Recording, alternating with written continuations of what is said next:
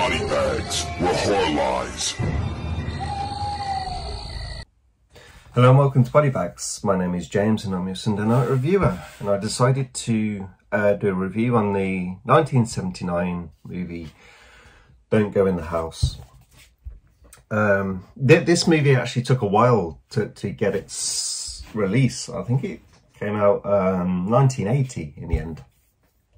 So we have kind of this kind of serial killer kind of how should I say this, kind of like serial killer character study right at the heart, at the beginning of kind of slasher movies. So I think this one was kind of put out there as something a little bit different to what it was. Yeah, because it's very different pace, very different feel to a slasher movie. But anyway, so we follow Donnie. Donnie is a rather strange guy. He really has a lot of social issues. He lives with his mum, and basically there's no father figure in the film, and he was physically abused by his mother. Well, one of these methods being fire. He has these burns on his arms. So basically this guy is just super messed up. At the start of the movie, he works at this plant, and there's like this explosion at one point with this furnace, and this guy is burning, and he just watches kind of, it's not like he's in shock and he's frozen. It's like he's just not registering. He's just like watching, and it's like the guy's having a go at him. There's one co-worker's like, hey, just leave him alone, sort of thing, right? Like this is all happening. And yeah, he goes home and finds a bit of it, not really a spoiler, it happens at the start of the movie, but his mother's dead. And he's initially kind of upset, and then he's like this huge kind of relief that he's not going to be suppressed anymore. He can, like, he's had a life of suppression where he has to do and say and act how his mother tells him, and now he's free. And he kind of starts acting a bit like a child who's like jumping on the sofa, putting music up loud and stuff like that. And it's kind of, yeah, you can see he's very damaged. Like it's like, it's to the level, it's like, well, does he is it like a learning difficulties sort of thing? It's like there's many things that now it's like that that the medical world has kind of catalogued many different illnesses that people have, and it's like ADHD for example. It's like and things back in this time, it's like it could be many things that like someone is suffering from, but it's just like he's a bit of a weirdo when it's done back here. Plus with the kind of obvious, like, his neglect through his childhood, yeah, he's probably just screwed up through that. Anyway, like I said, so he's acting like a child with this, and he's like taking days off from work, and he's kind of just doing stuff he wants to do, but he's like really messed up. And at one point he's in his flower shop, and actually he's offering to take this woman home, and she goes to his place, and then he starts acting all weird. She's picking up on this. She's like, look, I want to go. He's like, oh no, my mother's ill, I need to phone the doctor. And he's not phoning the doctor, he's talking on the phone. And he's like, look, I'll take you home afterwards. He's like, look, this woman's pissed off. So look, I want to leave, just let me call a cab. So she calls the taxi. Well, she's on the phone. He bludgeons her. And then this is kind of weird. There's this setup of, he has this room, and it's just still all the way around, and she's hung up in the middle of the room naked, like bound. And then he just comes in, throws petrol all over, and torches her with a flamethrower. It's like, fuck, brutal. But that's kind of like the only bit that we get of that. And then we kind of pretty much just following Donnie through his awkwardness. I was going to say it's following him through his days, but it's all kind of set at night time, this one, very much. But it's like you were seeing how he's led with these like interactions with people. Like he's in this shop, he's buying some clothes, and the salesperson can kind of see he's like, this guy is like, yeah, he's not all there, and basically just like takes advantage of Donnie. And in a different way, it's not taking advantage of him, but there's the family vicar sort of thing, because the mum was very religious. Oh, sorry, my phone's been slipping, and sorry about that. It's slowly going down. So the vicar is telling him stuff, and he's asking, like, basically he's like, this is my life. This is how someone's life is. Is like, the vicar's like, well, you can change, you can be what you want, and he's kind of has this elation with this. That he can change and be something different, but then it kind of, this elation turns to anger, because he's like, no, this is who I am, and he's like really angry with this. And yeah, the colleague from earlier is always trying to get him out. It's like, come on, let's go and have some fun. So he takes him out with these two women.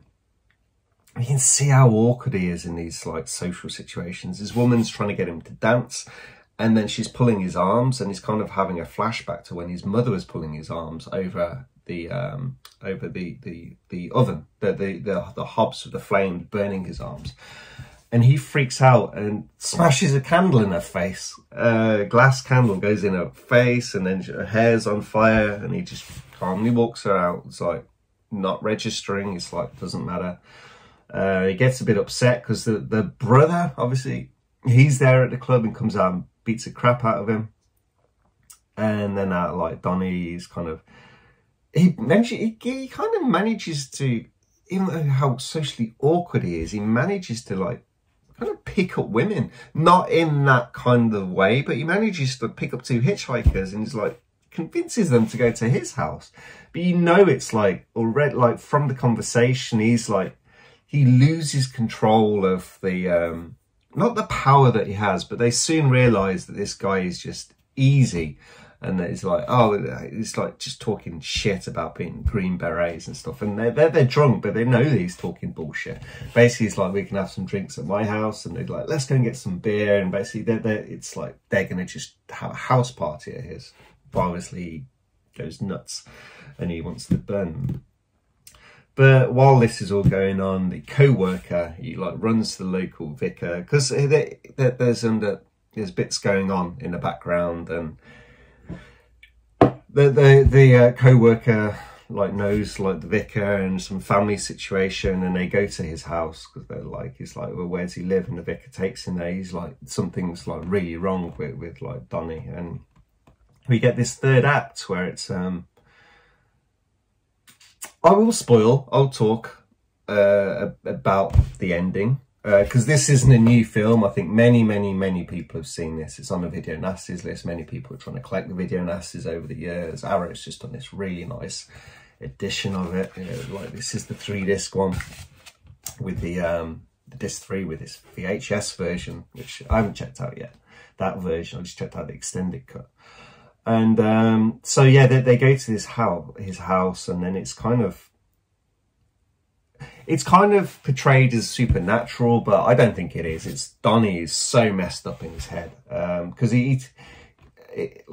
there's a couple of women that he's killed through the movie, and then there's his mum. He's got them burnt. Well, his mum's decaying, and other ones are burnt, and he's dressed them up in women's clothes, and he talks to them all the time.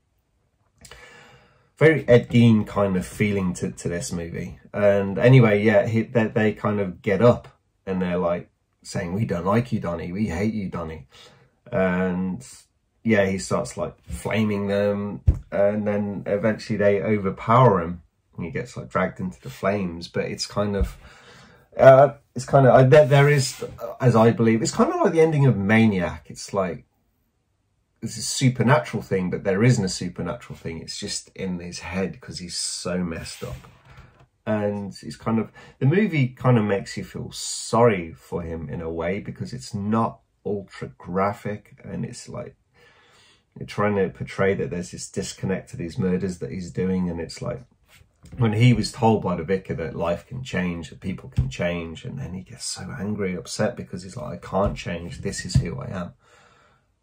I basically burn women. It's kind of, yeah. You don't feel sorry for him, but there's that, not this kind of hate to have him like kind of course you don't want someone burning people alive, do you? But like, it's this sympathetic portrayal of him. Because it's like all down to like, well, not all down, but it's a huge chunk of it down to the abuse that he's suffered for so many years. But anyway, like I said, this kind of has an Ed Gein feel to it, and it's like, yeah, it's an interesting character study. It's kind of not how this movie is portrayed. It's like you'd expect it to be some guy running around with a flamethrower. You look at the original cover, it's kind of sold as like maybe like this kind of slasher. So I really like how Vinegar Syndrome, how Arrow did this new cover. I think there is a cooperation with Severin in the US, so this is released over there as well with this same cover. It's just the logo is different. See, they have this old school Arrow, there's this old school Severin logo, but the Arrow version, it has this third disc that I just mentioned, and it's kind of like the video nasty, like it's this really grainy kind of vision of the movie. So I think this sold out very, very quick. So yeah, I will check that out at some point to see in its original form sort of thing. But anyway, I hope you guys enjoyed this review. Definitely check this out. If you're a fan of something like Henry, Portrait of a Serial Killer, that sort of thing, I think you'll really enjoy this. But if you're expecting like a fast-paced mindless slasher movie, where you're kind of, yeah, this one, if that's what you want, you won't want this movie. But anyway, hope you guys enjoyed this, and I'll catch you next week. Bye-bye.